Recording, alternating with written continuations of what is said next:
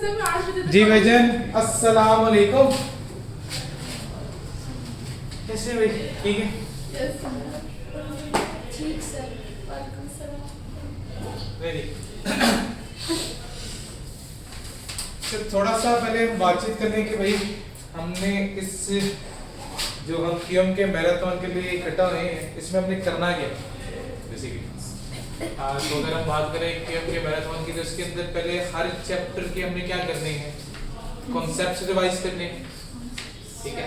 साथ में इनके ऊपर कुछ प्रैक्टिस क्वेश्चन होंगे जो हम करेंगे, ठीक है, ताकि कॉन्सेप्ट्स भी हमारे रिवाइज हो जाएं और हम इनके ऊपर सवाल भी करें। फिर उसके बाद क्या होगा, एट द एंड हम इसके ऊपर जो मेरी असाइनमेंट है उसको भी मैं यहाँ पे डिस्कस करूंगा, ठीक है। बस चीजें ये है कि जैसे जैसे करवाता जाओ, चीजें साथ साथ करते रहनी है। अगर कोई काम दे रहा हूँ, होमवर्क दे रहा हूँ, तो साथ करना है, ठीक है। और जो क्लास में कर रहा हूँ साथ साथ चीजें मुकम्मल करनी है, ठीक है। तो क्वेश्चंस वगैरह होंगे तो साथ साथ पूछते रहना, ठीक है। जो ऑनलाइन वाले हैं वो ग्रुप में पूछ सकते हैं मुझसे, ठीक है ना। तो इसको इसी तरह चलाएंगे तो इंशाल्लाह हमारा वो ये जो कोर्स है बाय द एंड हमारा इंशाल्लाह सारा कंप्लीट होगा, ठीक होगी ना बात। तो बस चीजें साथ साथ करनी है, साथ साथ मुकम्मल करनी है, कोई चीज छोड़नी नहीं, ठीक है। कोशिश हमारी ये होगी कि भाई हर चैप्टर के कॉन्सेप्ट रिवाइज हो प्लस उनकी प्रैक्टिस भी साथ हो। क्लियर है बात? Okay, ready. बिस्मिल्लाह करते हैं चैप्टर नंबर 1 से। चैप्टर नंबर 1 किस चीज का था? चैप्टर नंबर 1 का हमारा कोऑर्डिनेट सिस्टम। पहला चैप्टर किसका हमारा? Coordinate system.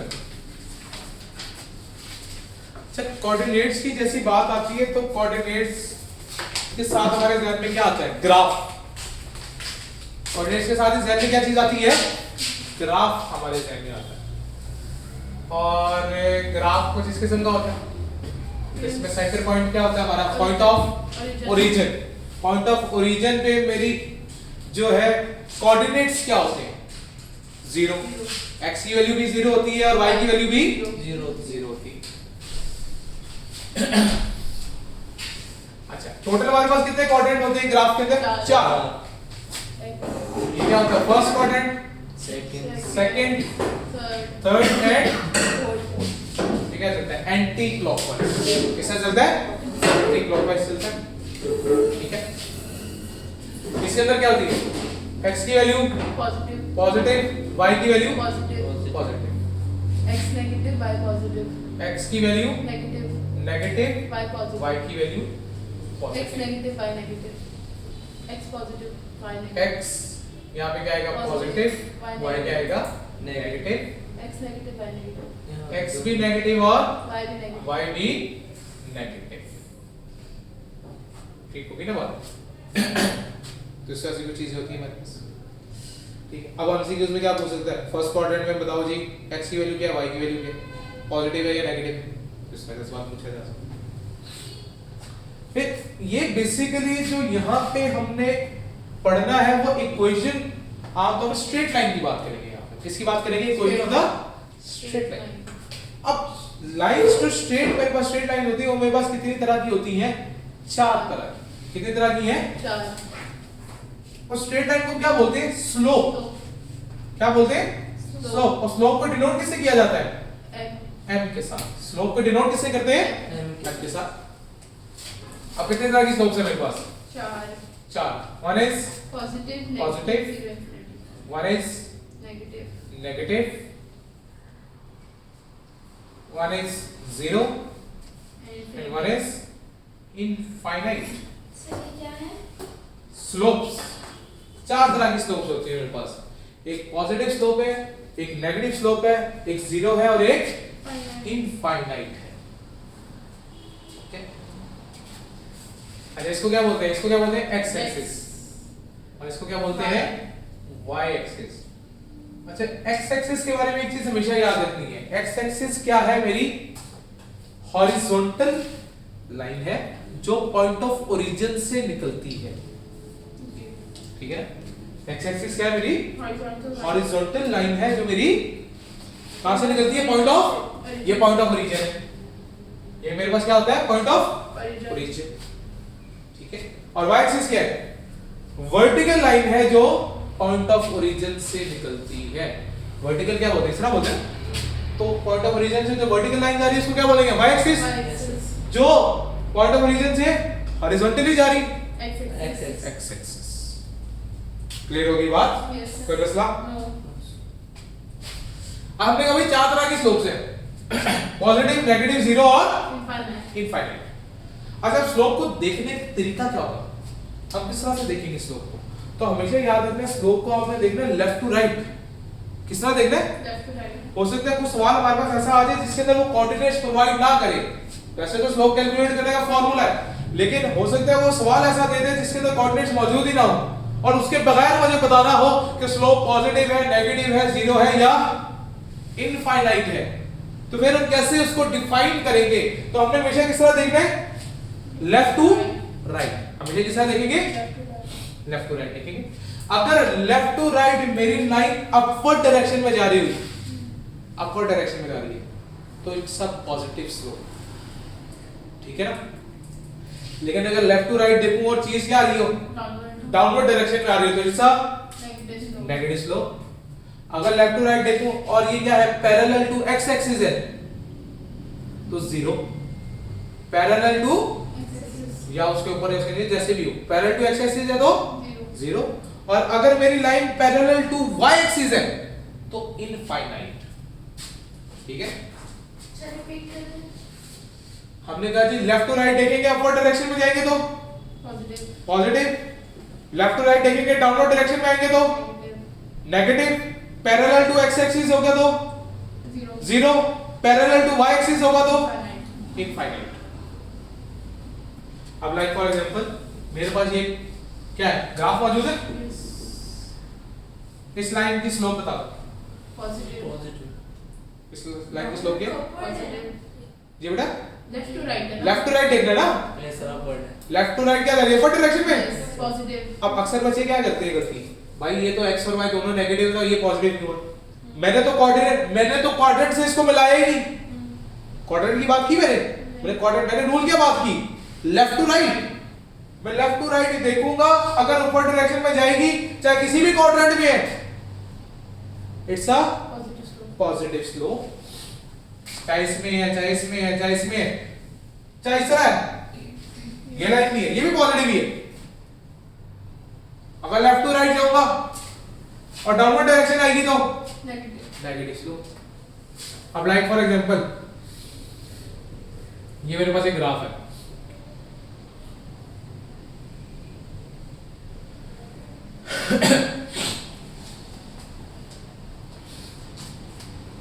मुझे ए ई की स्लोप बता दो। Negative. नेगेटिव है। Yes. ई ए की स्लोप बता दो। Negative. Left to right देखते हैं। हमने तो लेफ्ट टू राइट देखना, मैं तो ये बात ही नहीं की थी। सवाल फिर वही है, मैंने क्या मैंने रूल क्या बात की? लेफ्ट टू राइट, क्योंकि मेरे पास कोऑर्डिनेट्स तो मौजूद है ही नहीं ना। कोऑर्डिनेट्स के बगैर मुझे बताना है, तो कोऑर्डिनेट्स के बगैर जब मुझे बताना है तो उसका रूल एक ही है, लेफ्ट। ये नहीं मैंने कहना कि भाई ए से ई या ई से ए, चाहे ए से ई देख लो चाहे ई से ए देख लो, मैंने लेफ्ट टू राइट ही देखना है। तो लेफ्ट टू राइट देखूंगा तो डाउनवर्ड डायरेक्शन है, नेगेटिव रहेगी इसको। क्लियर होगी बात? Yes. चाहे ए टू ई कह रहा है चाहे ई टू ए कह रहा है, बात सेम है, नेगेटिव स्लोप। कहानी खत्म। Yes. क्लियर होगी बात? कोई मसला? ए की स्लोप क्या आ गई? नेगेटिव। बी और एफ की Positive. इन्फिनिटी। क्यों? B F, Okay, parallel to y. B और एफ की Parallel to y. Parallel to Y axis है ना, Yes. Infinite. इनफाइनाइट। जी और सी, Positive. बेटा बी और एफ ये क्या है? पैरेलल टू वाई एक्सिस है ना, यूं लाइन आ रही है ना, इसके पैरेलल है, Yes.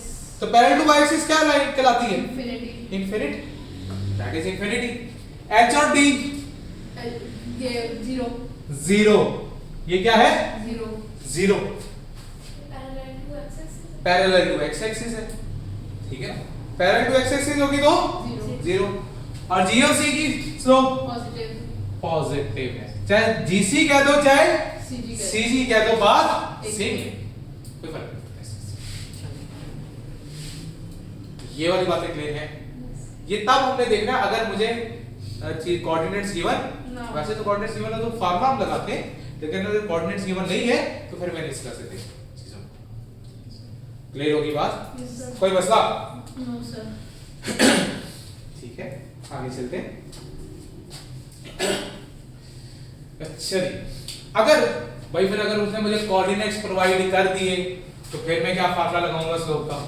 तो फिर स्लोप को किससे नोट किया जाता है? m से, और m का फार्मूला क्या है? y2 minus y1 और x2 minus x1। ये x क्या है, y क्या है? y और x ये दोनों मिलके ये बेसिकली क्या है? कोऑर्डिनेट्स हैं। किसके? ग्राफ के।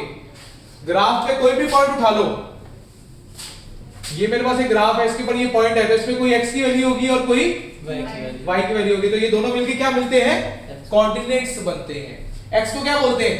एब्सिसा। x को क्या बोलते हैं? एब्सिसा। और y को क्या बोलते हैं? ऑर्डिनेट। y को क्या बोलते हैं? ऑर्डिनेट। और दोनों को मिला दो तो कोऑर्डिनेट। x और y को मिला दिया जाए तो क्या बनता है? कोऑर्डिनेट बनता है।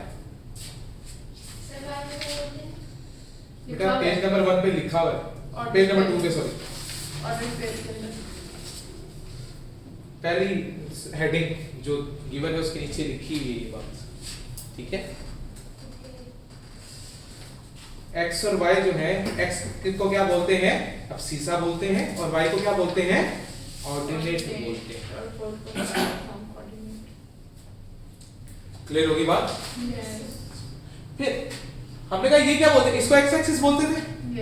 x एक्सिस पे कहीं भी कोई भी पॉइंट उठा लो, चाहे ये वाला, चाहे ये वाला, चाहे ये वाला, कोई भी पॉइंट उठा लो, वहां पे x की वैल्यू तो कोई ना कोई होगी, क्योंकि यहाँ पे x क्या होता जा रहा है? पॉजिटिव हो गया ना, और यहाँ पे x क्या हो गया? नेगेटिव हो गया। x की कोई ना कोई वैल्यू होगी, लेकिन y इस पूरी लाइन पे 0 रहेगा, y की वैल्यू चेंज नहीं होगी, क्योंकि यहाँ पे y क्या है? 0। y x एक्सिस पे हमेशा याद रखना y की वैल्यू क्या होती है? 0 होती है, और y एक्सिस पे x की वैल्यू हमेशा 0 होती है, ठीक है ना। तो x एक्सिस पे y की वैल्यू 0 और y एक्सिस पे x की वैल्यू 0 होती है। ये छोटे-छोटे पॉइंट किसके पॉइंट ऑफ व्यू से बता रहा हूं? एमसीक्यूज पॉइंट ऑफ व्यू से बता रहा हूं कि एमसीक्यूज में ऐसी बातें जो है वो टेस्ट हो जाया करती है। ओके होगी बात? कोई मसला? क्लियर है कहानी?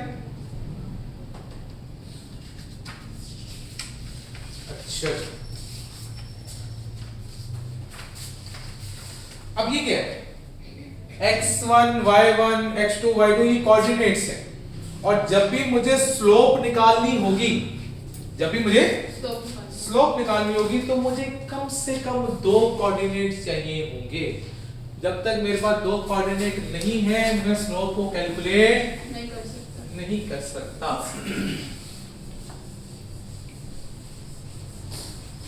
ओके होगी बात? राइट, देखो ये मेरे पास एक ग्राफ है, ये मेरे पास एक कोऑर्डिनेट है, बताओ इसकी स्लोप क्या है? कोई स्लोप नहीं है। स्लोप बता सकते हो? सिंगल पॉइंट का स्लोप बताना पॉसिबल नहीं। तो इसके लिए मुझे सहारा किसके चाहिए? एक और पॉइंट का, एक और कोऑर्डिनेट का। तो एक लिए एक को मैं क्या बोल देता हूं? इसको x1, y1 और इसको x2 और अब दोनों को मिला के मैं स्लोप को क्या कर सकता हूं? कैलकुलेट कर सकता हूं।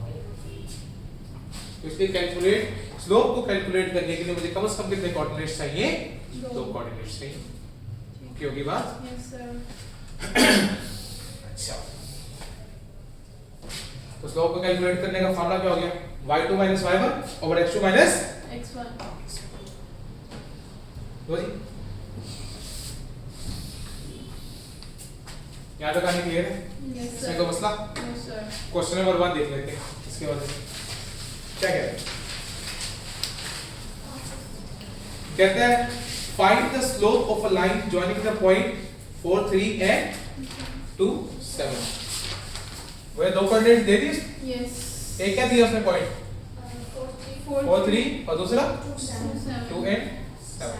अब मुझे क्या निकालना है? स्लोप का फॉर्मूला क्या था? y2 minus y1 x2 minus x1 x2 minus, इसको क्या नाम दे दिया? x1 y1 x2 y2। y2 कितना आ गया 7 minus 3 divided by 2 minus 4 -2 answer है। minus 2। स्लोप क्या आंसर आ गया? स्लोप ही निकालनी थी ना, निकले कहानी खत्म होगी। क्लियर? फिर मेरे सवाल की रिक्वायरमेंट भी यही थी। यहाँ तक आ गई? ओके। Yes. फिर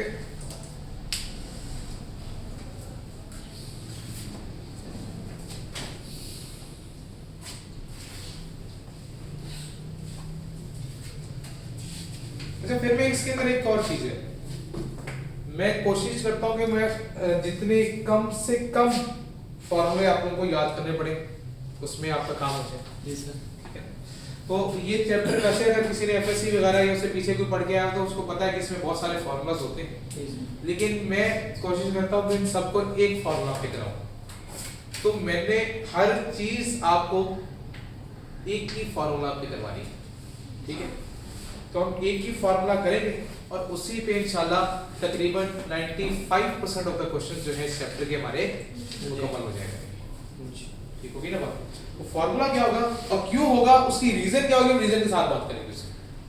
ठीक होगी बात? यहाँ तक चीजें लिखनी, Yes, sir. यहाँ तक मिटा दूं? Yes, yes sir. Sir.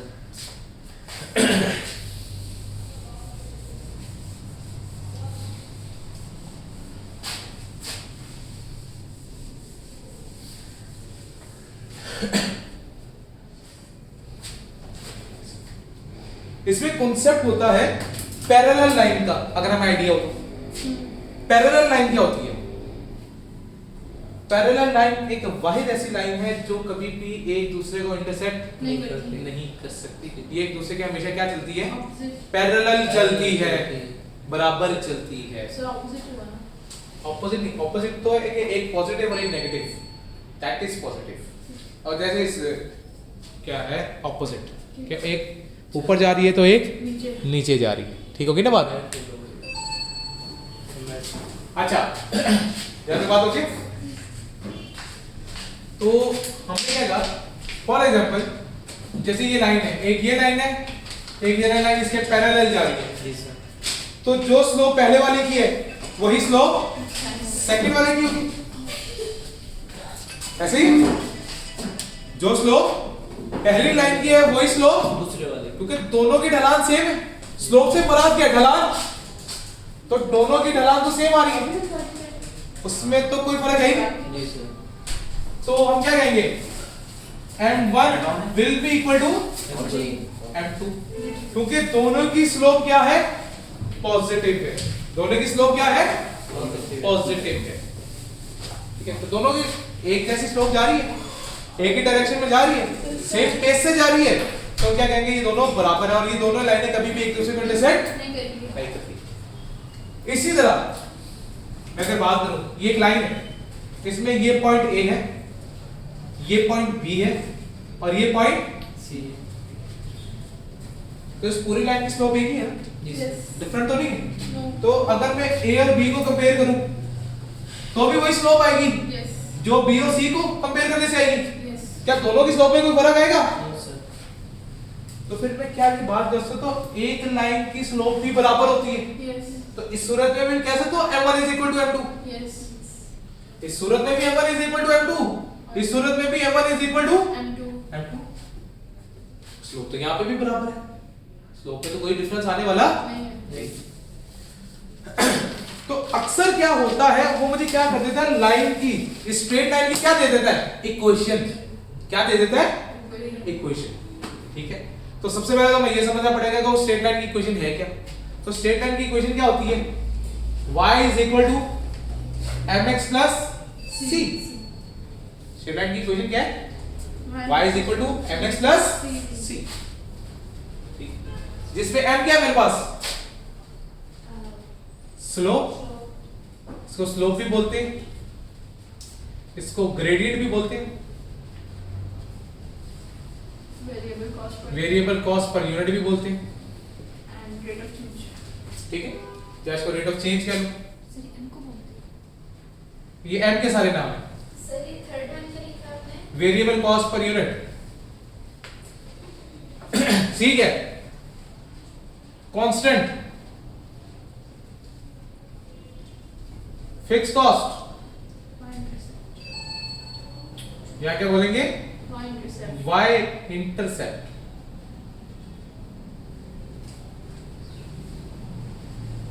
X क्या आ गया मेरे पास, नंबर ऑफ यूनिट्स, वाई क्या आ जाएगा मेरे पास, टोटल कॉस्ट। ठीक होगी ना बात। तो ये डिफरेंट नेम्स हैं वो जो क्या करता है एग्जामिनर इस्तेमाल कर लेता है पेपर के। सर इनका थर्ड क्या? वेरिएबल कॉस्ट पर यूनिट,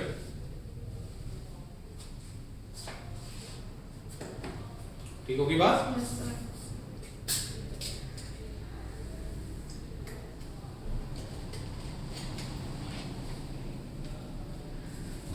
इसमें कोई मतलब No, sir. ओके। तो अक्सर वो क्या करता है, मुझे एक लाइन की इक्वेशन कभी कभार प्रोवाइड कर देगा, ठीक है। या कभी कभार क्या करेगा, एक की स्लोप दे देगा, कहेगा दूसरे की स्लोप कैलकुलेट कर दो, ठीक होगी ना बात। Yes. या क्या, तो हमें पता है कि अगर दोनों की स्लोप बराबर है तो मैं कह सकता हूं m1 is equal to m2। तो मैं क्या करूंगा, मैं बेसिकली एक यूनिवर्सल फॉर्मूला इख्तियार कर लूंगा, कौन सा, m1 is equal to m2। और इसी के ऊपर ऑलमोस्ट मैं 95% ऑफ द क्वेश्चन अटेम्प्ट कर सकता हूं, चाहे वो एक की स्लोप देके या एक के क्या कोऑर्डिनेट देके। फॉर एग्जांपल उसने क्या किया, ए के कोऑर्डिनेट दे दिए, बी के दे दिए, सी के मिस कर दिए, या सी का एक कोऑर्डिनेट एक हिस्सा दे दिया, दूसरा हिस्सा कह दिया फाइंड कर दो, तो ठीक है मैं कर सकता हूं। m1 is equal to m2 का फॉर्मूला था, ठीक है। उसने मुझे कहा मुझे इक्वेशन कैलकुलेट कर दो एक स्ट्रेट लाइन की, तो अगर मैं किसी लाइन की इक्वेशन फाइंड करना चाहता हूं तब भी मैं इसका फार्मूला लगा सकता हूं, m1 is equal to m2। कैसे, उसने ये कोऑर्डिनेट दिया होगा, फॉर एग्जांपल उसने कह दिया जी ये है 2 5, ये है 4 10, 4 या 7, ठीक है। उसने कहा जी मुझे इस लाइन की इक्वेशन कैलकुलेट कर दो, X and Y का। ठीक है। तो मैं कहूंगा ठीक है ये मैं फाइंड कर सकता हूं। मैं क्या करूंगा, एक पॉइंट खुद ही अज्यूम कर लूंगा इसी लाइन के अंदर, इसी लाइन में जाऊंगा, एक पॉइंट अज्यूम करूंगा, फार्मूला कौन सा लगा दूंगा, m1 is equal to m2, क्योंकि मैंने कहा ये और ये भी बराबर है, ये और ये भी बराबर है। तो m1 is equal to m2 का फार्मूला यूनिवर्सल फार्मूला है जो ऑलमोस्ट हर जगह फिट हो जाता है। हो जाता है। बातें समझ आ रही? Yes, sir. तो एक चीज मुझे, एक ये फार्मूला और एक equation of the straight line, ये मुझे दोनों चीजें पता होनी चाहिए। इक्वेशन ऑफ स्ट्रेट लाइन में क्या करेंगे, y एक साइड पे, बाकी सारा दूसरी साइड पे। दूसरी साइड पे ले जाएंगे, और उसमें से जो x के साथ वेरिएबल मौजूद होगा उसको क्या बोलेंगे, स्लोप, स्लोप, और जिसका कोई वेरिएबल नहीं होगा वो क्या होगा मेरे पास, कांस्टेंट। Constant. वो क्या होगा मेरे पास, कांस्टेंट। ये वाली बातें क्लियर है, इनमें तो मसला। No, sir.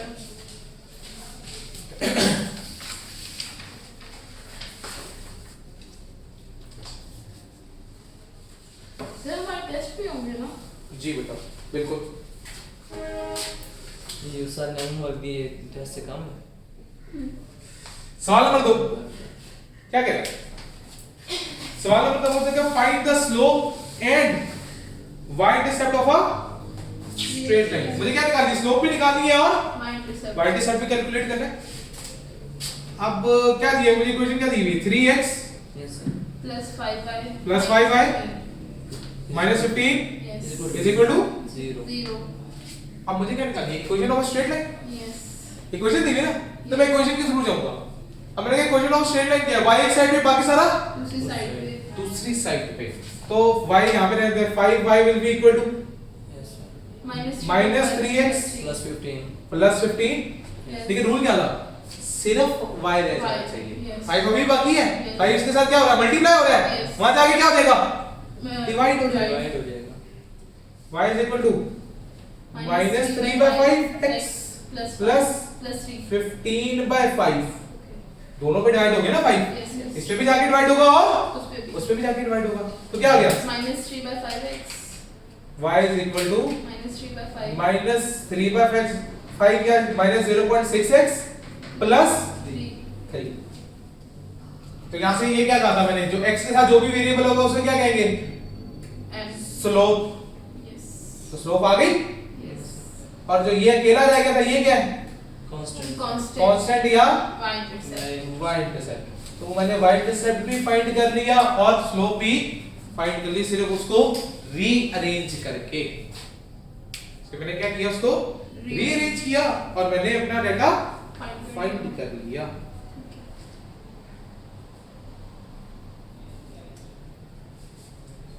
ओके होगी बात Yes, sir. कोई मसला No, sir.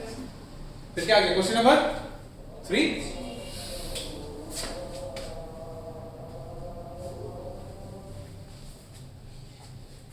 आन हो रही है Yes. तो देखिए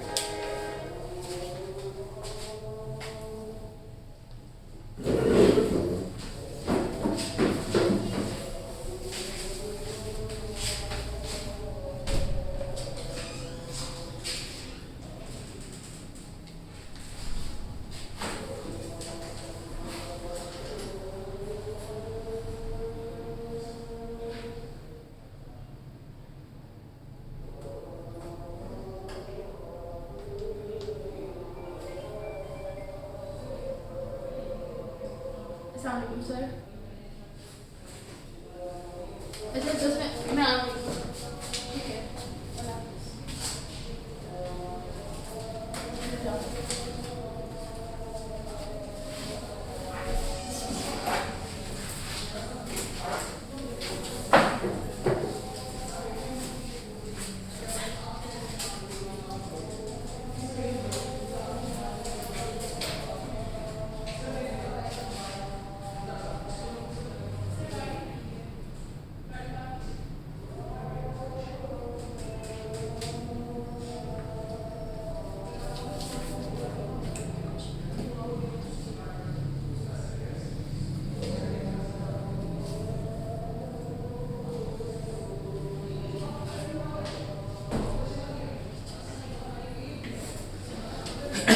चले जी अच्छा जी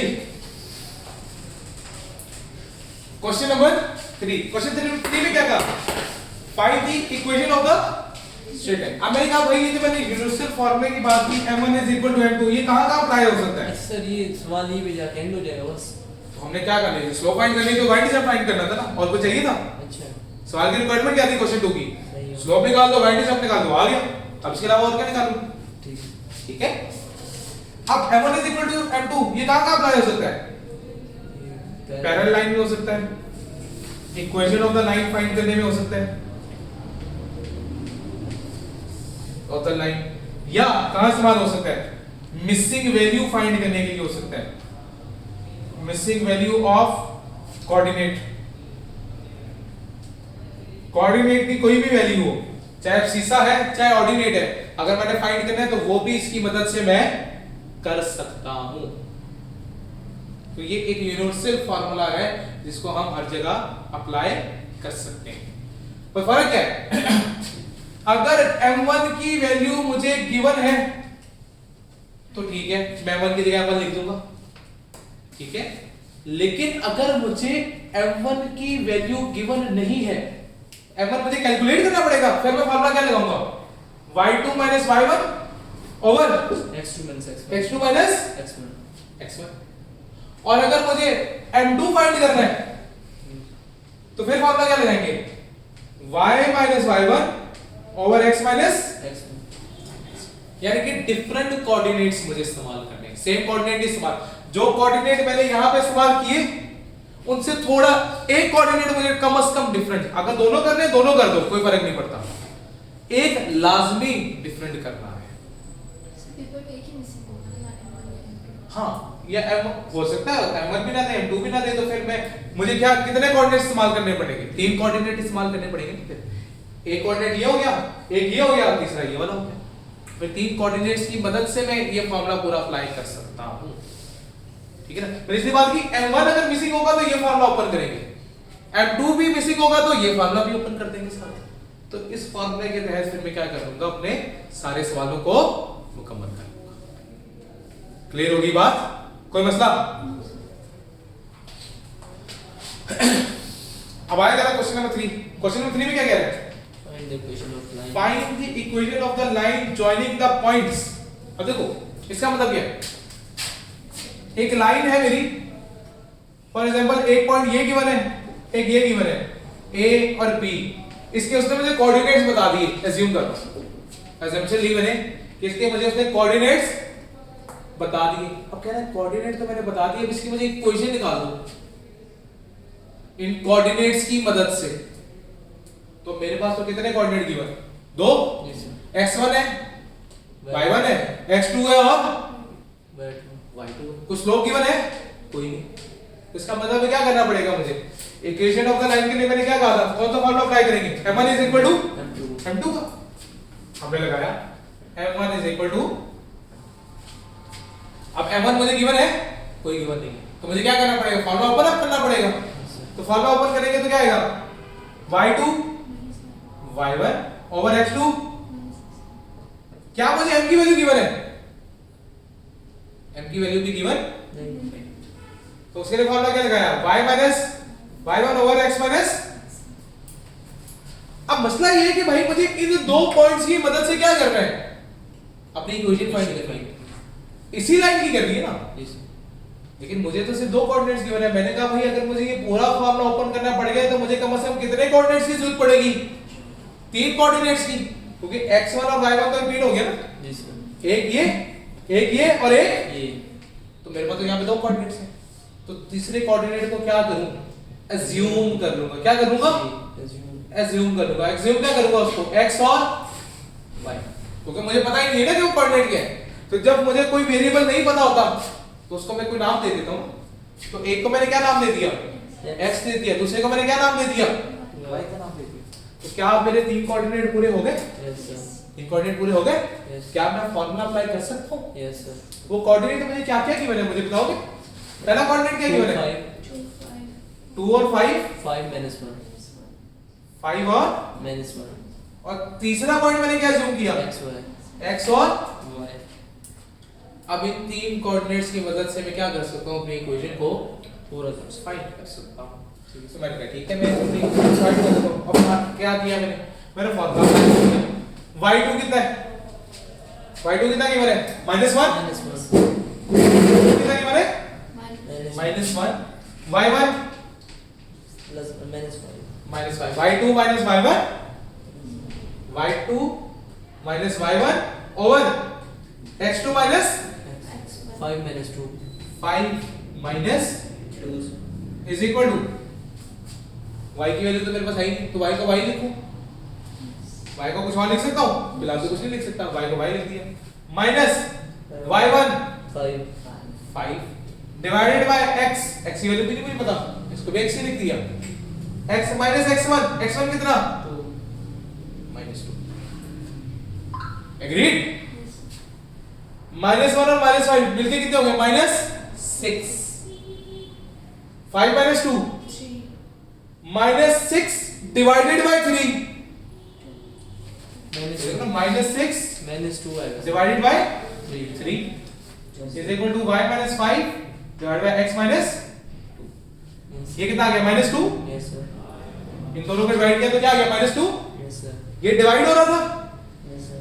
इधर देखो ये डिवाइड हो रहा था, This is वहां जाके क्या हो गया, multiply. मल्टीप्लाई हो is equal to y minus, agreed? Yes, sir. अब इसको क्या करूं, इसको इससे मल्टीप्लाई कर दूं तो क्या आएगा, -2x plus 4 -2 multiply -2 plus 4 Yes, sir. Is equal to y minus. Yes, sir. लेकिन मैंने इक्वेशन का रूल क्या पढ़ा था, y एक साइड पे बाकी सारा एक साइड दूसरी साइड पे, तो यहाँ पे -5 रहेंगे, जी सर। इसको भी दूसरी साइड पे भेज दूं। Yes sir. तो जब दूसरी साइड पे भेजूंगा तो -5 उधर जाके क्या हो जाएगा, +5 हो जाएगा। तो क्या लिखूं, -2x + 9 -2x + 9 + 9 is equal to, y। लो जी मेरी इक्वेशन तैयार हो गई। पता मैंने इक्वेशन ही निकाली थी, ये रिक्वायरमेंट थी ना मेरे सवाल की, मैंने निकाल दी इक्वेशन।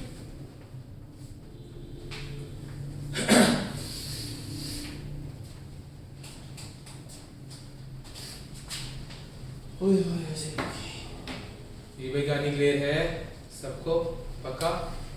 मिटा दूं सब? Yes sir. Sir sir okay वो सेटिंग मिटा दूं, याद है तो मिटा दूं ना।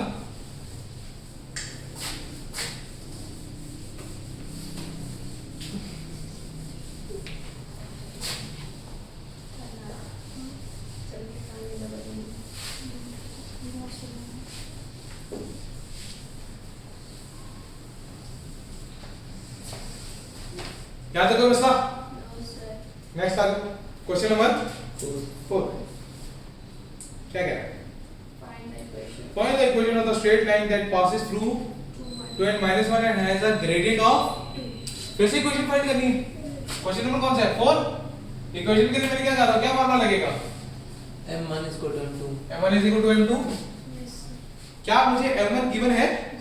No sir. इस दफा गिवन है। ग्रेडियंट किसका नाम था दूसरा? स्लोप का। अच्छा। ग्रेडियंट किसका नाम था? स्लोप। स्लोप का। तो क्या मुझे इस दफा स्लोप गिवन है? बिल्कुल गिवन है। कितनी स्लोप गिवन है? 2। स्लोप मुझे कितनी गिवन है? 2। तो इस दफा m1 तो गिवन है, यस। तो m1 के फार्मूले को मुझे ओपन करने की जरूरत नहीं है ही नहीं। ठीक है। क्या m2 गिवन है? नहीं, m2 गिवन नहीं है।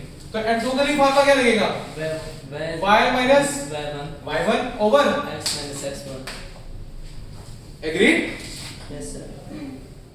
सर अब तो एक फाइंड करने के लिए हम वो वाला फार्मूला लगा सकते थे। कौन सा बेटा? -y1। बेटा दूसरा कोऑर्डिनेट को गिवन है, दूसरा कोऑर्डिनेट नहीं गिवन ना, कैसे करेंगे बेटा मुझे बताएं। मैंने इसलिए बात की थी, इक्वेशन ऑफ द लाइन जब भी कैलकुलेट करनी होगी तो मैं कौन सा फार्मूला अप्लाई करूंगा?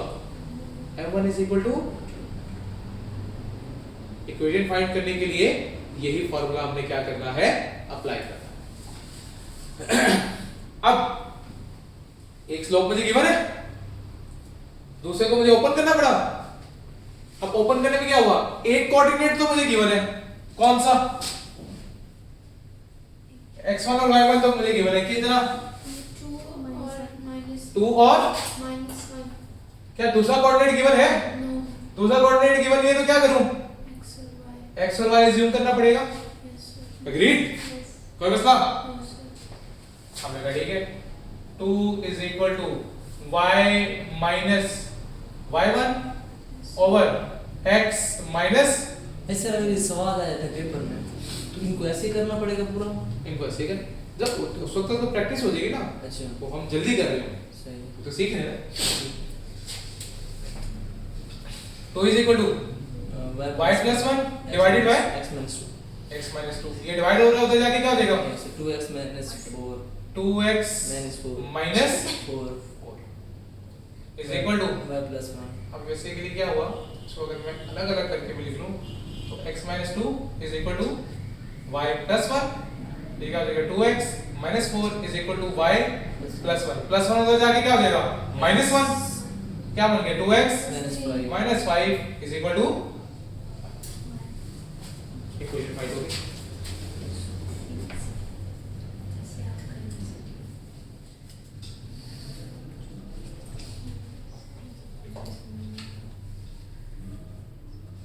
Question 5। सर कितने क्वेश्चन कराएंगे? बेटा क्लास 7:30 तक चलेगी, अभी तो आधा घंटा भी। यहाँ तक आने क्लियर है? जी सर। कोई मसला? क्वेश्चन नंबर 4 हो गया। क्वेश्चन नंबर 5 फिर से क्या फाइंड करना है? Find the equation of the line which passes through the point 2 and 1 and is parallel to the line 2x plus 3y। अब क्वेश्चन 5 से क्या बात कर रहा है? क्वेश्चन 5 को समझ लेते हैं। कहता है इक्वेशन फाइंड करनी है। इक्वेशन फाइंड करने के लिए फार्मूला क्या चाहिए? m1 = m2। Yes, sir. ये तो पासिंग थी which passes through the point 2 1, जो के पास होता है एक पॉइंट 2 1 से, जो कि पैरेलल है एक लाइन के। यानी कि फॉर एग्जांपल एक पॉइंट मेरे पास अवेलेबल है 2 1, उसके पैरेलल एक लाइन होके गुजरती है, like for example like this, ऐसे एग्जांपल के तौर पे लीजिए। तो पैरेलल लाइन की उसने मुझे इक्वेशन बता दी, लेकिन ये जो मेरी लाइन है, अब मेरी लाइन कौन सी है? ये वाली। इसकी स्लोप मुझे नहीं पता। पैरेलल लाइन की उसने मुझे स्लोप बता दी, मेरे लाइन की स्लोप मुझे नहीं पता। लेकिन मुझे एक रूल तो पता है पैरेलल लाइन का, कि जो उसकी स्लोप है वही इसकी स्लोप है। तो अगर मैं उसकी स्लोप कैलकुलेट कर लूं तो क्या मुझे इसकी स्लोप पता लग जाएगी? बिल्कुल। लग जाएगी पता। तो पहले हम क्या करते हैं, उसकी जो इक्वेशन मुझे दी हुई है, उसकी इक्वेशन से मैं स्लोप फाइंड कर लूं। तो उसकी इक्वेशन क्या दी हुई है? पैरेलल लाइन की इक्वेशन क्या है? x 2x plus 3y parallel line equation, parallel line 2x 2x plus 3y plus 3y is equal to 5 is equal to 5 अब रूल क्या था? y एक साइड पे, बाकी सारा एक साइड क्या आ गया? 3y is equal to 2x minus 2x, ये प्लस का होता जाके क्या हो गया? minus minus 2x plus 5 5। लेकिन रह गया जाने से सिर्फ y, तो ये 3 वहां पे मल्टीप्लाई हो गया, आगे क्या हो गया? -2 minus 2 by 3x plus 5 by 3 मुझे क्या चाहिए थी? स्लोप मिल गई मुझे मेरी स्लोप। जो स्लोप इसकी है वही स्लोप मेरी लाइन की होगी, तो मुझे मेरी लाइन की स्लोप तो मिल गई, यानी कि m1 मुझे मिल गया। अब मैं अपनी लाइन की इक्वेशन फाइंड कर सकता हूं। फार्मूला क्या था? m1 is equal to m2। m1 तो मुझे मिल गया, कितना? minus 2 over 3 पॉइंट नहीं लाएंगे, बस याद रखें जी बेटा, minus 2 हाँ minus 2 by 3 तक के लिए तो ज्यादा नहीं is equal to, क्या मुझे मेरी लाइन का एक पॉइंट पता है? बिल्कुल पता है। दूसरा पॉइंट में क्या कर लूंगा? एज्यूम कर लूंगा, क्या? x और y। एक पॉइंट तो मुझे इसने बता दिया ना मेरे लाइन का, क्या था? 2 और 1। वो तो मुझे बता देते क्या है? 2 और 1 है, वो उसने मुझे बता दिया था कोऑर्डिनेट में। तो एक कोऑर्डिनेट मेरे पास मौजूद है, दूसरे कोऑर्डिनेट को मैं क्या कर लूंगा? एज्यूम कर लूंगा। तो एज्यूम क्या करूंगा? y minus y1 over x minus x1।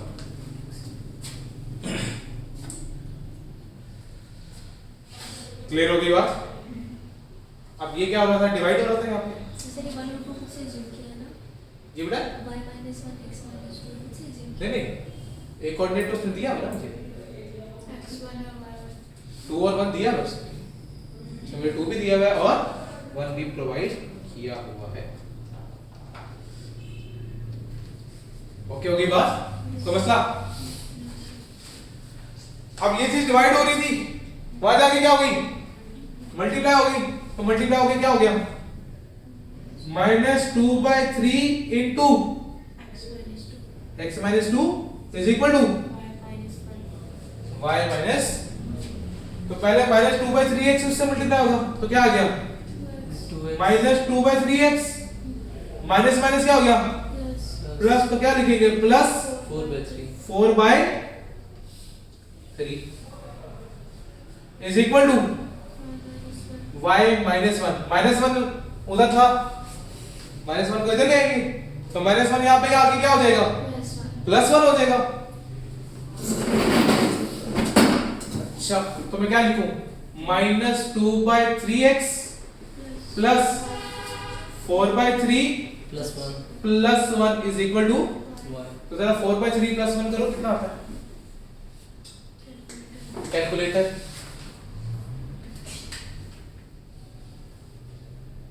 करें, नहीं आता। इसको करना है 4 by 3 प्लस 1, किया 7/3। तो क्या आ गया फिर? मैं कह सकता हूँ फिर सर 4 और 1 5 होते हैं 7 होते हैं। बेटा ये डिवाइड बाय 3 भी है, यस सर। एलसीएम भी लेना होता है। हाँ भूल गए हम, इसलिए कहता हूँ कैलकुलेटर का इस्तेमाल इतना दिमाग ना चलाए बेटा जितना नहीं है। सर कल इंशाल्लाह लेके आऊंगा मैं। y इज इक्वल टू क्या आ गया? -2x -2/3x yes sir. Plus 7/3। या जवाब आ गया सर। ये मेरी इक्वेशन निकल है। अच्छा अब इस इक्वेशन को डिफरेंट तरीकों से लिखा जा सकता है। पॉइंट्स में भी सर। एक तो ये तरीका हो गया, जी सर। दूसरा तरीका क्या होगा? Point standard form. Standard form में क्या होता है, सब कुछ ही एक ही साइड पे चला जाता है।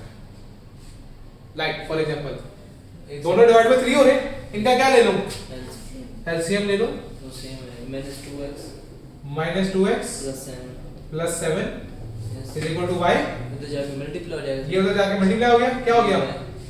3y -2x plus 7 -2x plus 7 plus 7। लेकिन स्टैंडर्ड फॉर्म क्या कहती है? सारा कुछ एक साइड पे होना चाहिए। ठीक है सर। ये तो 2x जब हमेशा याद रखो, जब मैं सारा कुछ एक साइड पे लेके जाऊं तो कोशिश करनी है कि x पॉजिटिव साइड पे रहे। x किस साइड पे रहे? पॉजिटिव तो ये माइनस है ना, इसको तो इनको उधर लेके जाते हैं सबको। 2x 2x plus 3y plus 3y -7 minus 7 is equal to 0। ये बन गई सर। तो ये भी आपके ऑप्शन में मौजूद हो सकता है, ये भी आपके ऑप्शन में मौजूद हो सकता है। सही। और अगर दोनों हो तो हमें क्या करना चाहिए? बहुत है भी और बहुत है भी ना हो तो ऐसा नहीं होगा। होता है सर यार क्या नहीं बेटा फिर वो दोनों आंसर नहीं होते ना। अगर दोनों आंसर हो तो दोनों फिर दिए कहता भी है कि बोथ आर करेक्ट। ठीक है ना, जैसे कि वो ऑप्शन देता है statement 1 is correct, statement 2 is correct, both statements are correct, both statements are not correct. क्या बोलो जी बात? अब ठीक है। क्लियर होगी कहानी? कोई मसला? सर आज ठीक नहीं जी। इसके बाद आगे क्वेश्चन नंबर 7। वही सेम है सर। अब हम किसकी बात करने लगे? Question number perpendicular to the line 7। 6 नहीं बेटा, 6 क्यों नहीं सर? बेटा करा देते हैं, सबर हौसला।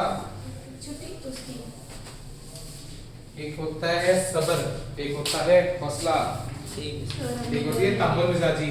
तीनों ले लें सर मैं इतना एडजस्टमेंट कर रहा हूँ ना, आपको पता सर नहीं है। एक फर्स्ट चैप्टर कंप्लीट है जी बेटा। शुक्र, कोई तो अच्छी बात की।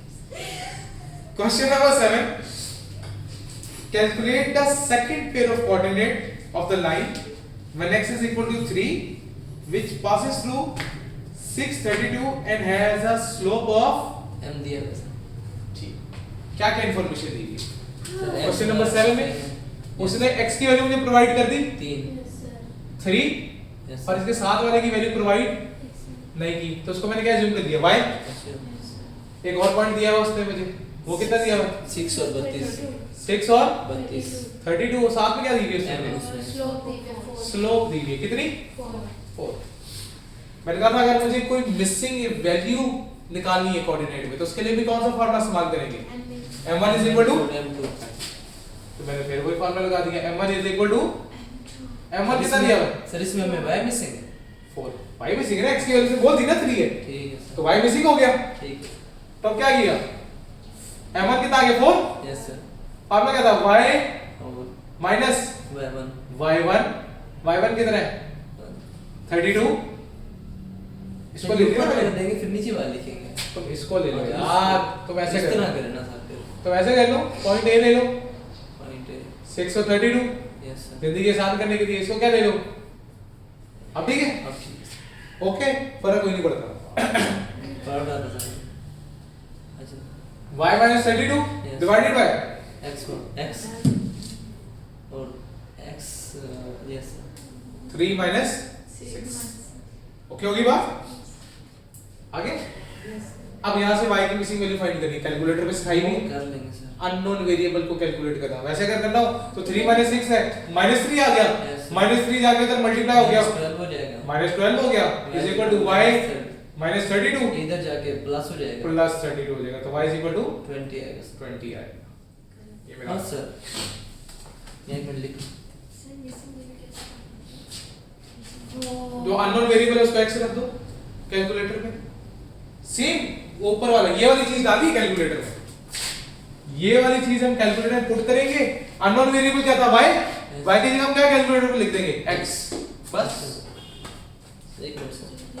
तो इसके बाद शिफ्ट सॉल्व इक्वल टू, वो याद है ना तरीका जो क्लास में सिखाया हुआ है? सर वो भी आपने वो वाला सिखाया तरीका। है, इनको भी और हमें भी सर।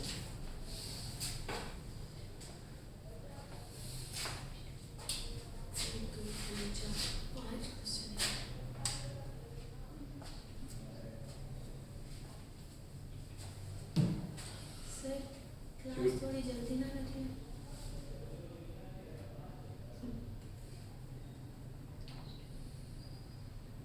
यही टाइमिंग ठीक है सर,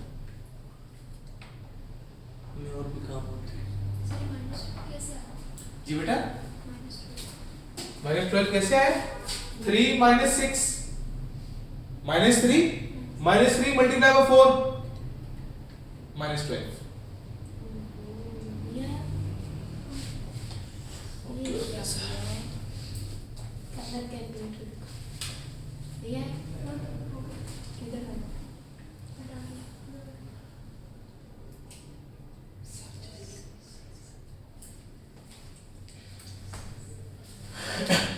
ये वाली बातें क्लियर हैं, इनमें कोई मसला? Okay sir. चल नेक्स्ट आ जाओ।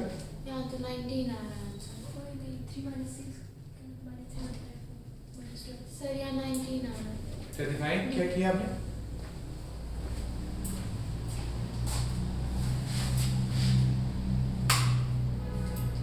बेटा अगर ऊपर आपका x minus 31 लिखेंगे तो मसला है ना?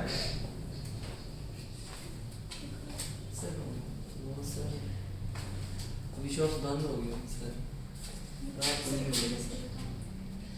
अच्छा जी, क्वेश्चन नंबर 8 क्या कह रहा है?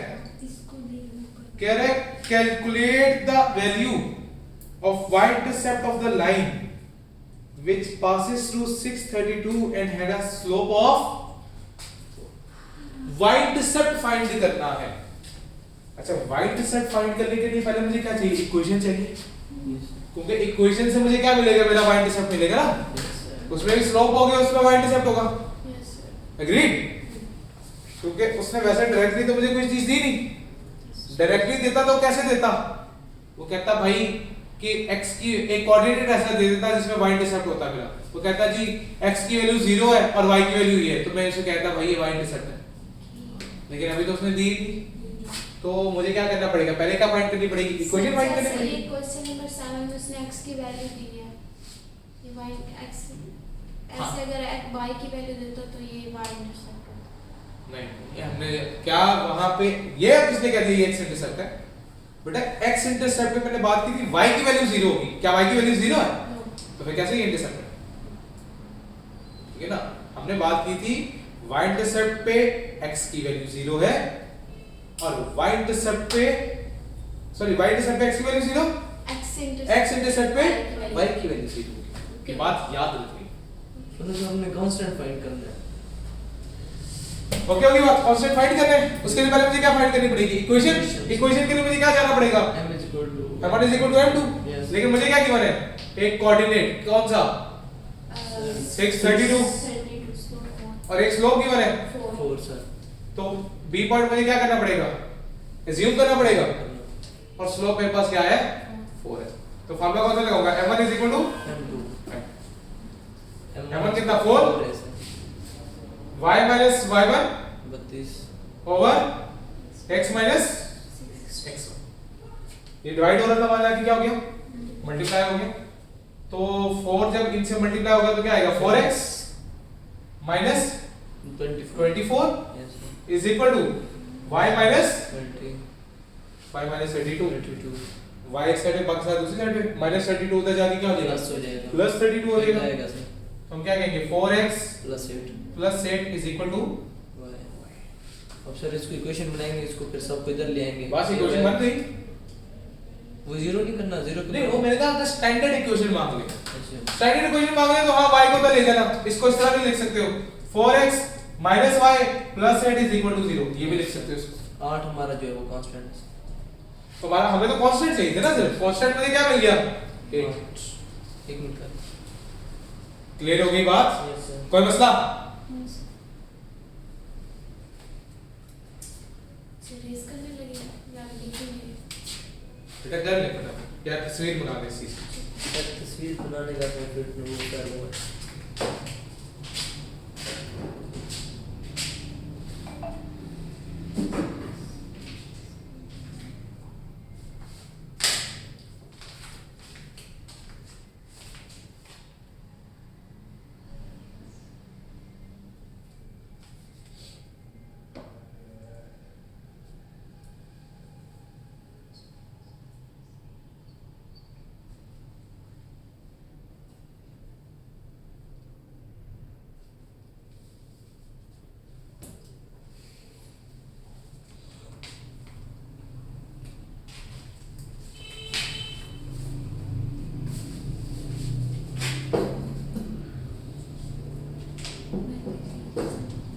हाँ?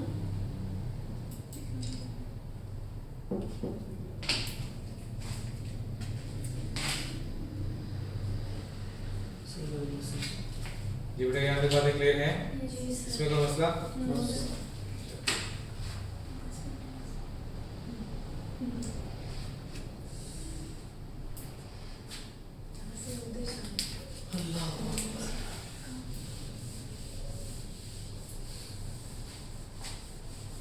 बाकी 4 क्वेश्चन रहेंगे सर, 5।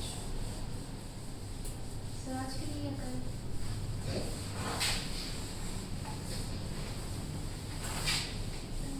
बेटा कल हमने चैप्टर नंबर 2 चैप्टर नंबर 3 करना है। दोनों सर? जी। क्या बात है सर, क्या बात है। तो इंशाल्लाह हमारा चैप्टर 2 होगा और चैप्टर 3 होगा। सर वो भी लेना पड़ेगा नीचे से। जी अच्छा सर, ठीक। जी। Question number 9।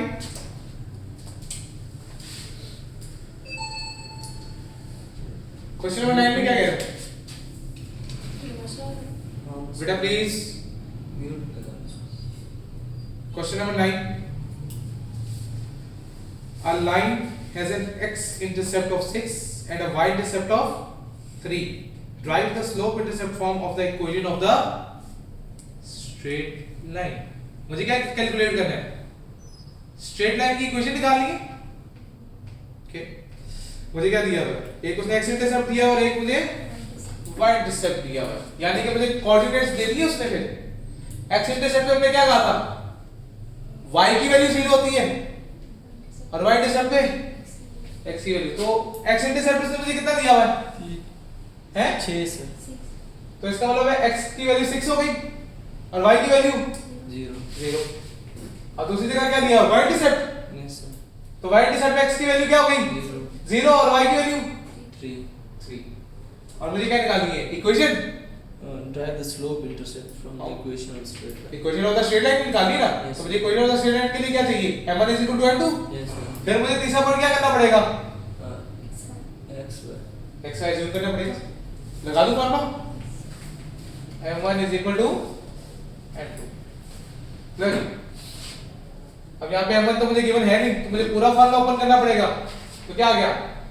y2 y1 over x2 x1 is equal to y y1 over x x1। लग गया फॉर्मूला? 3 0 3 0 6 तो ये क्या आ गया? 3 divided by -6 is equal to y - 0 क्या आ गया? y divided by x -6।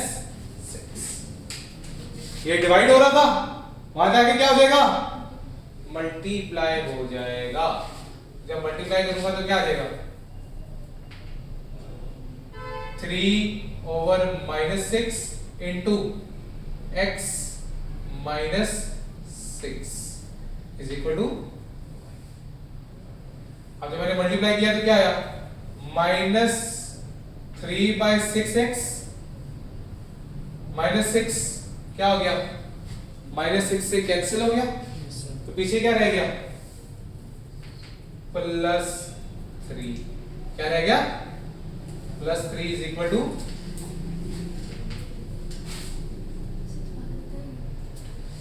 जब आपका पहले आपने क्या किया -3/6 को किससे मल्टीप्लाई किया x से कौन सा क्या है -3/x फिर आपने क्या किया -3/6 को आपने किससे मल्टीप्लाई कर दिया -6 से मल्टीप्लाई कर दिया तो -6 से क्या हो गया कैंसिल हो गया तो पीछे क्या बचा 3 बचा +3 ना -6/6 से कैंसिल हो गया तो पीछे क्या बचा +3 सर फिर दोबारा करेंगे इसको 6 से मल्टीप्लाई करेंगे वैसे तो इक्वेशन निकल आएगी ना equation of the straight line यही है अच्छा हमारा काम यहाँ पे खत्म हो गया ये मेरा क्या है आंसर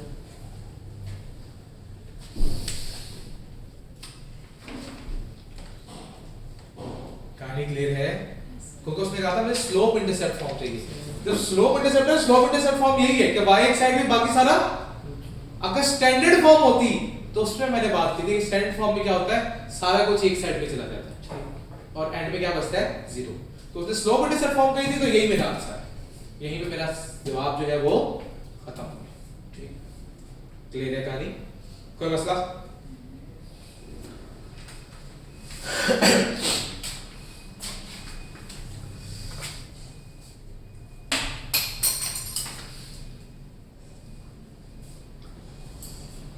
आगे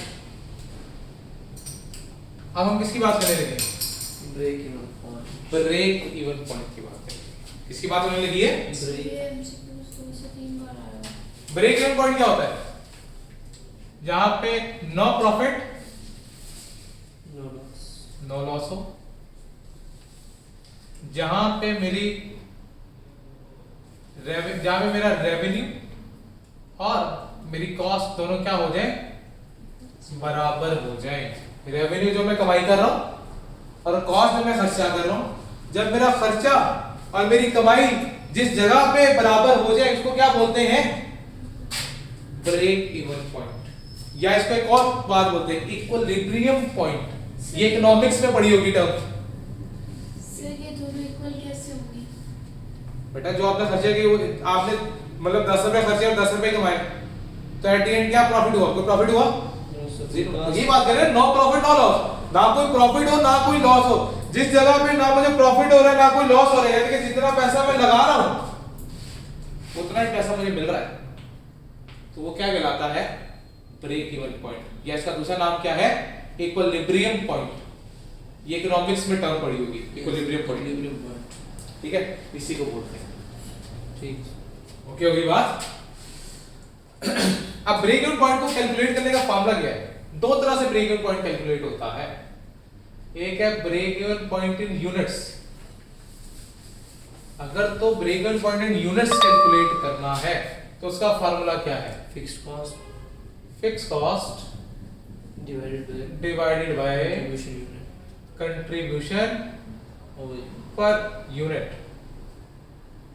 कंट्रीब्यूशन पर यूनिट लेकिन मसला क्या आता है कभी कभार वो कंट्रीब्यूशन मुझे डायरेक्टली प्रोवाइड नहीं करता कंट्रीब्यूशन मुझे वो डायरेक्टली प्रोवाइड नहीं करता तो जब वो कंट्रीब्यूशन डायरेक्टली प्रोवाइड ना करे तो फिर कंट्रीब्यूशन पर यूनिट कैलकुलेट करने का फार्मूला क्या selling price per unit minus variable cost पर minus variable cost per unit contribution per unit find करने का फार्मूला क्या है selling price per unit minus variable cost per unit अगर per unit में निकालना है अगर मुझे क्या निकालना है कंट्रीब्यूशन टोटल में वैसे ही बात कर रहा हूं अगर मुझे क्या निकालनी है टोटल कंट्रीब्यूशन कैलकुलेट करना है तो फिर फार्मूला क्या है टोटल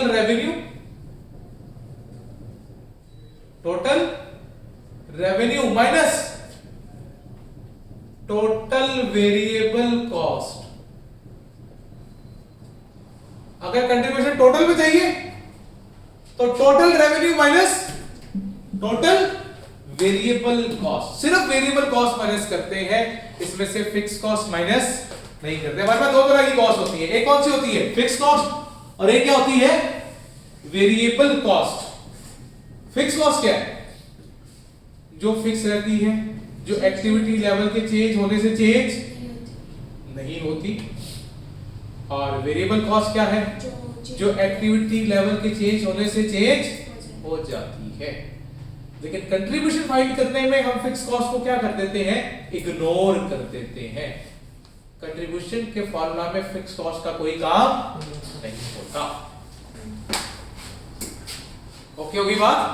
कोई मसला? तो अगर मुझे कभी कंट्रीब्यूशन पर यूनिट ना गिवन हो तो फिर मैं क्या फॉर्मूला लगाऊंगा? Selling price per unit minus variable cost per unit. या अगर मुझे कैलकुलेट करना है break even point in revenue यानी कि इन अमाउंट, तो फिर क्या फार्मूला लगाएंगे? Fix cost contribution divided by CS ratio, contribution over sales ratio. फिर क्या है? कंट्रीब्यूशन ओवर इस कंट्रीब्यूशन ऑफ सेल्स रेशियो का दूसरा नाम क्या है? Contribution margin. इसका दूसरा नाम क्या है? Contribution margin. कंट्रीब्यूशन मार्जिन भी इसी को बोलते हैं। ओके होगी बात? अब सीएस रेशियो कैलकुलेट करने का क्या तरीका है? दो कैलकुलेशंस में कर सकता हूं। Number 1, contribution per unit divided by selling price per unit. ये भी सीएस रेशियो कैलकुलेट कर देता है। ठीक है। दूसरा फार्मूला क्या है मेरे पास? टोटल कंट्रीब्यूशन ओवर टोटल से। Total contribution divided by total से। टोटल सेल्स या रेवेन्यू कह दो इसको। टोटल सेल्स भी कह सकते हो, टोटल रेवेन्यू। यानी कि अगर ऊपर मैंने कंट्रीब्यूशन पर यूनिट लिया है तो नीचे सेल्स प्राइस पर यूनिट ही लूंगा। लेकिन अगर मैंने ऊपर टोटल कंट्रीब्यूशन लिया तो नीचे भी टोटल सेल्स ही ली जाएगी। तो ये फार्मूला लगा के मैं break even point in revenue calculate कर सकता हूं इन अमाउंट, और इसकी मदद से मैं क्या कर सकता हूं? Break even point in units को कैलकुलेट कर सकता हूं। क्लियर होगी बात? कोई मसला?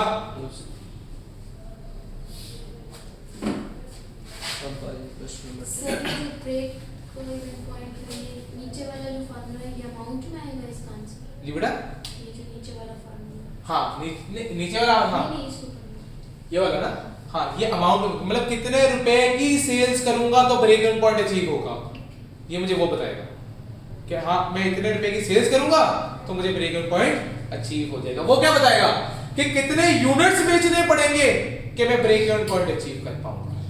तो ये यूनिट्स में बात करता है, ये सेल्स टर्म में बात करता है कि कितने रुपए की सेल्स करनी पड़ेगी। ठीक होगी बात? क्लियर?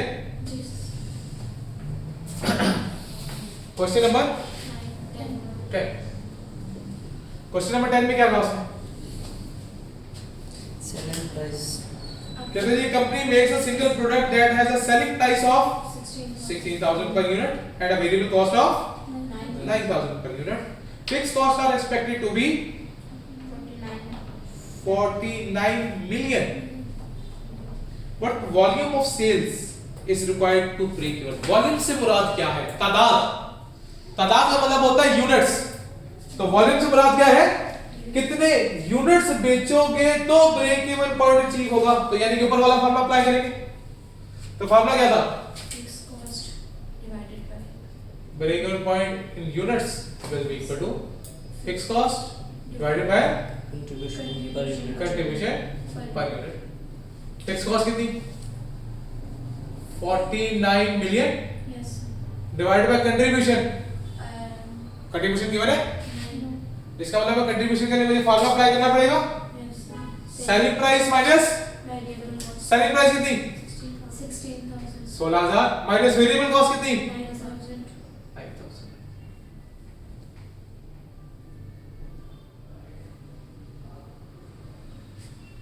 तो कितने यूनिट्स मुझे बेचने पड़ेंगे?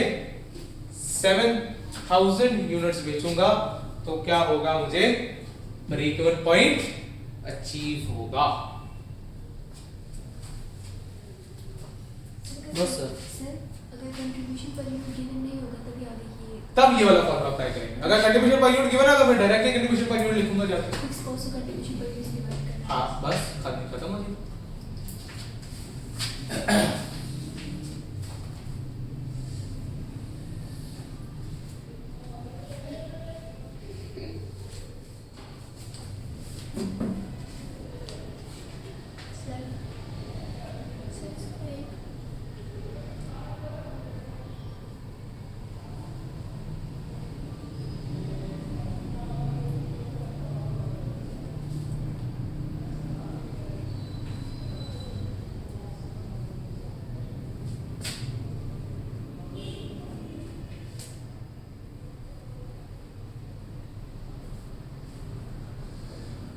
नहीं जी सवाल लिखा मैंने, ये फाइंड कर लें।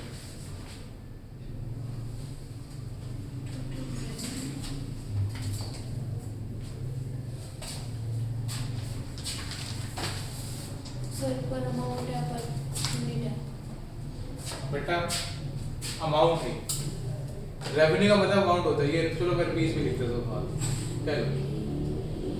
अब ठीक है, जी सर। अमाउंट में टोटल कंट्रीब्यूशन मुझे कैलकुलेट करना।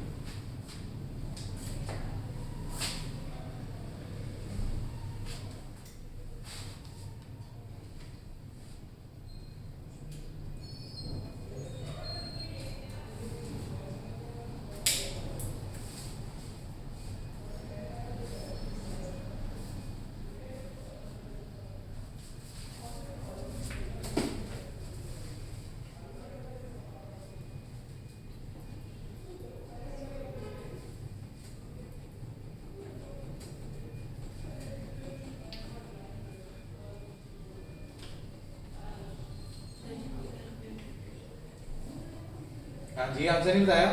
अब सबर तो कौन सा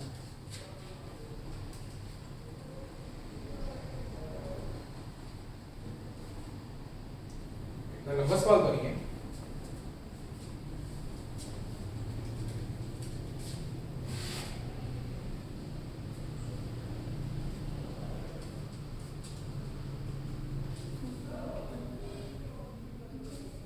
कैलकुलेटर नहीं है।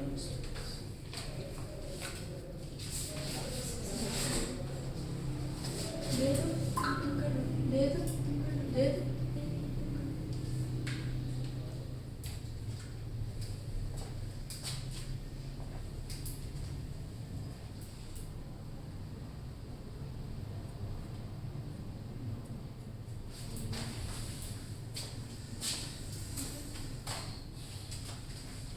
जी सर ये एक मिनट सर लेबर कॉस्ट को फीस कॉस्ट से माइनस करके रेवेन्यू से डिवाइड करना।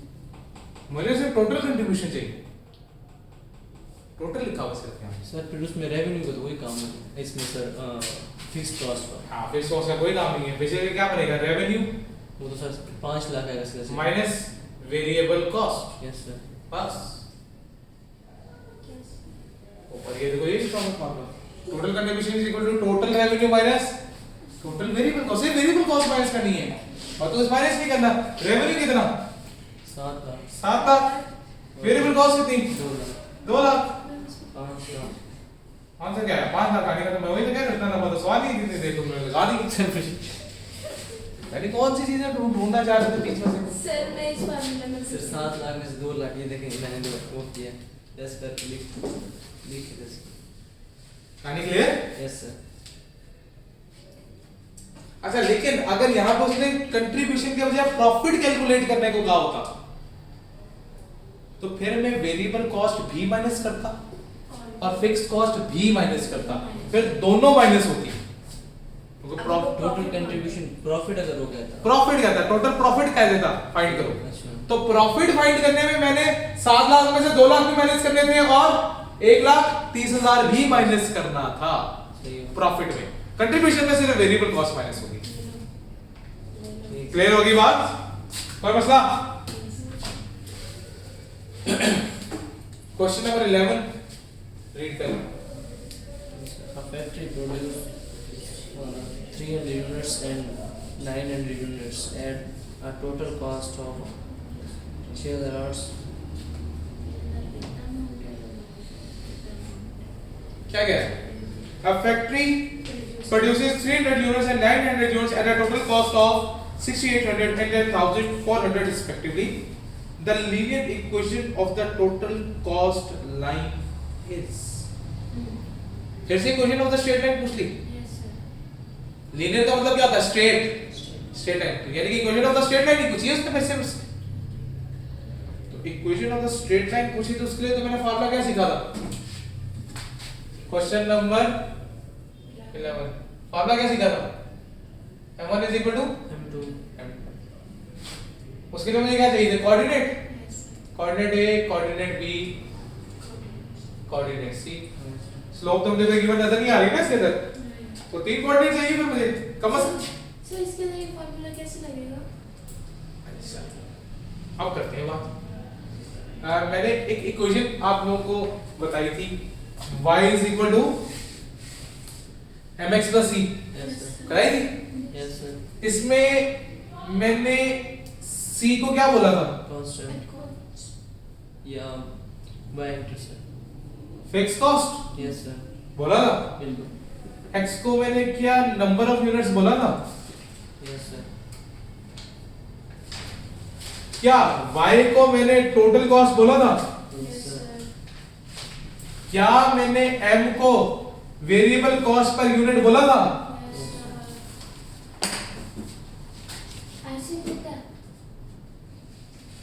क्या 300 और 900 नंबर ऑफ यूनिट्स नहीं है? x1 x2 क्या 6800 और 10400 टोटल कॉस्ट नहीं है? है y1 y2, इसका मतलब कोऑर्डिनेट्स तो मुझे गिवन है,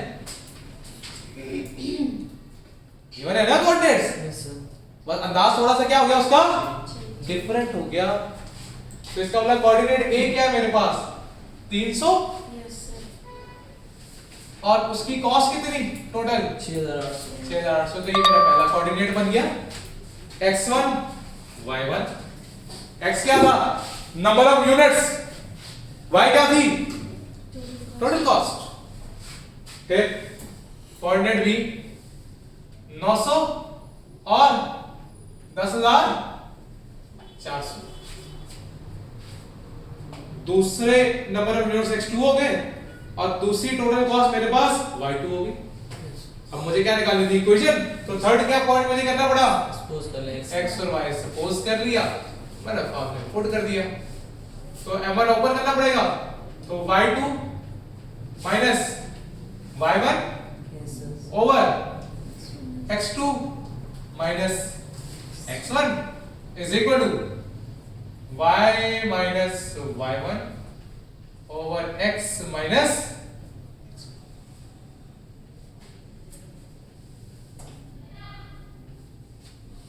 करें, इसको इस पे डिवाइड करें तो कितना आएगा 6 आएगा।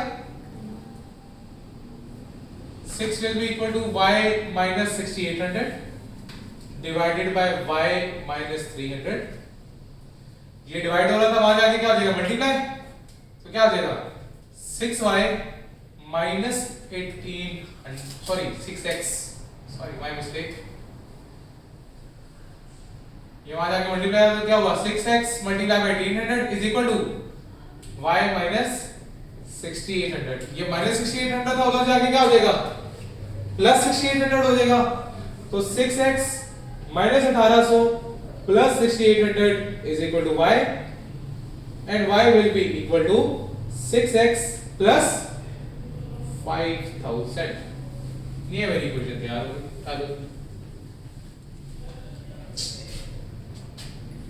कोई मसला, कोई सवाल, कहानी क्लियर? इसमें से ये क्या निकला, इसको क्या बोलेंगे वेरिएबल कॉस्ट पर यूनिट, इसको क्या बोलेंगे फिक्स कॉस्ट, इसको क्या बोलेंगे, ये क्या आ गई, क्लियर है बात सबको? Question number 12।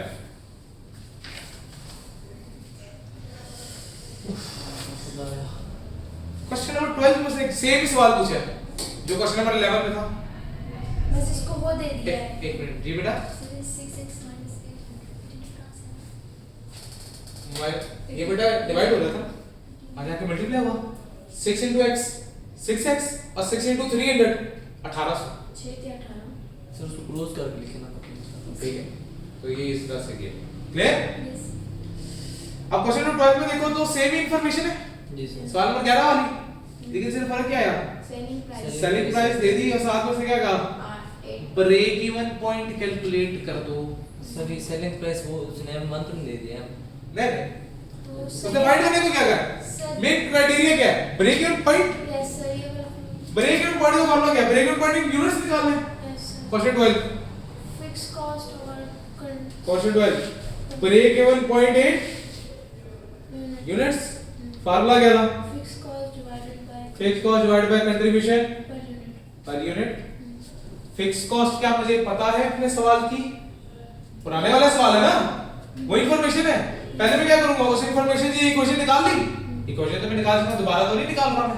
अगर दिया हुआ होता तो हमने ये दोबारा कर दिया। हाँ, ये हम पूरा करते हैं। अगर सवाल डिफरेंट होता तो यही स्टेप्स हम दोबारा रीपरफॉर्म करते हैं। अभी मेरे पास इक्वेशन मौजूद है यस सर। पिछले सवाल से, क्योंकि पिछले सवाल में मैं इक्वेशन फाइंड, कर दिया। तो फिक्स कॉस्ट कितनी है? 5000। 5000 divided by contribution per unit, directly given तो है ही नहीं। हाँ। यस तो सर। फॉर्मूला क्या था? Selling price minus Minus variable cost. तो सेलिंग प्राइस कितनी दी हुई है उसमें? 8 8 8 की, और वेरिएबल कॉस्ट पर यूनिट कितनी है? 6 6 की। 2 6x लिखेंगे 6 लेंगे। क्यों एक्स क्यों लिखेंगे? x तो वो है ना। ठीक है, हमने तो सिर्फ selling price minus variable cost है पर यूनिट। तो 5000 डिवाइडेड बाय x 8 माइनस 6 2, तो क्या आ जाएगा जवाब? 2500 यूनिट्स। सर 5000 कहाँ से आए? आई तो बेटा ये क्या थी? पुराने वाला सवाल ही चल रहा है ना, उसी को कंटिन्यू कर रहे हैं ना आगे। क्वेश्चन 11 और क्वेश्चन 12 की इंफॉर्मेशन सेम है, तो मैं दोबारा तो नहीं पूरा स्टेप लगा रहा ना, एक बार मैं कर चुका हूं यही वाला काम। तो इस बेसिकली पहले मुझे उस इंफॉर्मेशन से क्या निकालनी पड़ेगी? इक्वेशन निकाल ली, इक्वेशन से मुझे क्या मिल जाएगी?